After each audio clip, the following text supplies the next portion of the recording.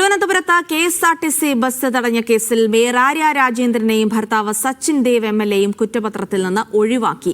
മേയറുടെ സഹോദരൻ അരവിന്ദ് മാത്രമാണ് കേസിൽ പ്രതി. പോലീസ് നടപടിക്കെതിരെ പരാതിക്കാരനായ ഡ്രൈവർ യദു കോടതിയെ സമീപിച്ചു. 2024 ഏപ്രിൽ 27 രാത്രി 10 മണിക്കാണ് കേസിനാസ്പദമായ സംഭവം.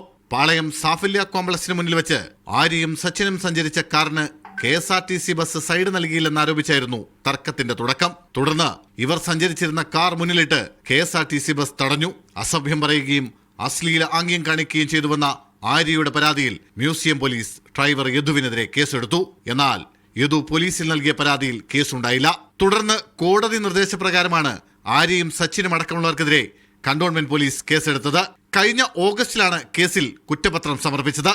വാഹനമോടിച്ച ആര്യയുടെ സഹോദരൻ അരവിന്ദ് മാത്രമാണ് കുറ്റപത്രത്തിൽ പ്രതിപ്പട്ടികയിലുള്ളത്. ആര്യയ്ക്കും സച്ചിനുമെതിരെ ആരോപിക്കപ്പെടുന്ന കുറ്റം തെളിയിക്കാനായില്ലെന്നും കുറ്റപത്രത്തിൽ പറയുന്നു.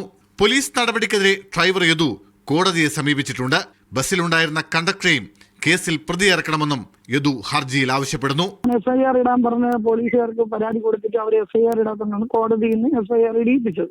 അങ്ങനെ കോടതി പറഞ്ഞിട്ടാണ് ഇവര് FIR ഇട്ടത്. അപ്പൊ അന്വേഷണം തൃപ്തികരമല്ലാത്തതുകൊണ്ട് നമ്മൾ കോടതിയിൽ നിന്ന് പ്രൈവറ്റ് കംപ്ലൈന്റ് ചെയ്യുകയാണ്. ഒരു പ്രതിയും കൂടെ ഉണ്ട്, 6ാമത്തെ ഒരു പ്രതിയും കൂടെ ഉണ്ട്, കണ്ടക്ടർ. ഇതിൽ ഇൻസിഡന്റിൽ അദ്ദേഹം ഉണ്ടല്ലോ. ആര്യയുടെ പരാതിയിൽ മ്യൂസിയം പോലീസ് എടുത്ത കേസിൽ ഇതുവരെ പോലീസ് കുറ്റപത്രം സമർപ്പിച്ചിട്ടില്ല. ബസ്സിലെ CCTV DVR നഷ്ടപ്പെട്ടെന്ന ഡ്രൈവർ യദുവിന്റെ പരാതിയിലും അന്വേഷണം എങ്ങുമെത്തിയില്ല. മീഡിയ 1 തിരുവനന്തപുരം.